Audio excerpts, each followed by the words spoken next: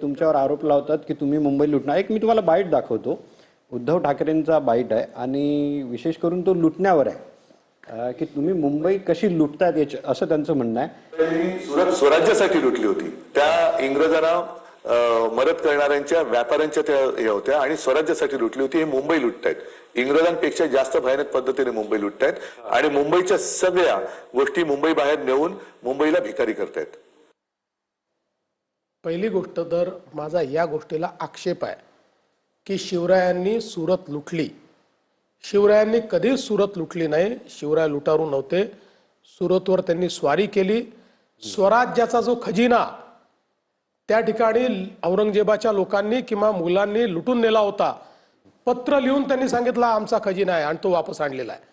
त्यामुळे पहिल्यांदा शिवरायांना लुटारू म्हणणारे कोण आहेत? हे काय शिवरायांचे अनुयायी आहेत? पहिल्यांदा माझा त्याला आक्षेप आहे. दुसरं, मुंबई कोणी लुटली हो? मला सांगण्याची आवश्यकता नाही. 200 रस्त्यांचा मुंबई महानगरपालिकेचं ऑडिट झालं. त्या 200 रस्त्यांमध्ये खाली PQC लेवलच नाही आहे. सगळे पैसे खाऊन टाकले. मुंबईमध्ये कचऱ्याचा घोटाळा यांनी केला. त्या कचऱ्याच्या घोटाळ्यामध्ये ट्रक्सच्या ऐवजी स्कूटरचे नंबर आहेत, ऑटो रिक्षाचे नंबर आहेत. ट्रान्सपोर्टेशनमध्ये दाखवलं. हजारो कोटी रुपयाचा कचरा यांनी खाऊन टाकला. शौचालयाचा घोटाळा यांनी केला.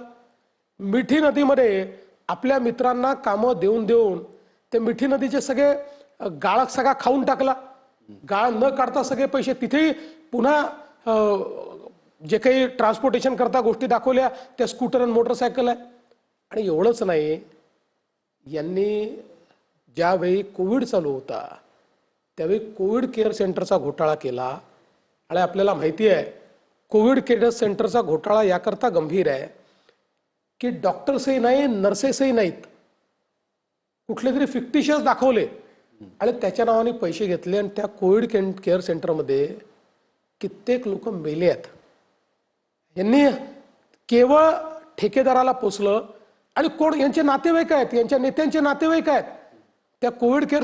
आता हे जे मेलेले लोक आहेत केली आहे ना, जेलमध्येच आहेत. जेलमध्येच आहेत. मला वाटतं आता काही वर्ष, 1.5-2 वर्षांनी बेल झाली. त्यानंतर रेमडेसिवीरचा घोटाळा केला. बाकी सगळं सोडू द्या.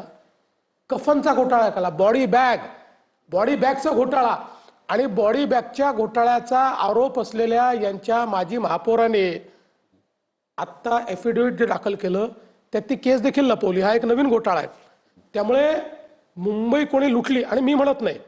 आत्ता मला तुम्ही आधी सांगितलं असतं तर मी राज ठाकरेंचाच व्हिडिओ लावला असता. ज्या व्हिडिओमध्ये राज ठाकरेंनी हिशोब दिला आहे की उद्धव ठाकरेंनी कशी मुंबई लुटली आणि कसे 40,000 कोटी रुपये घरी नेले. राज ठाकरेंनी म्हटलं, मी नाही म्हटलं. त्यांचाच व्हिडिओ आहे.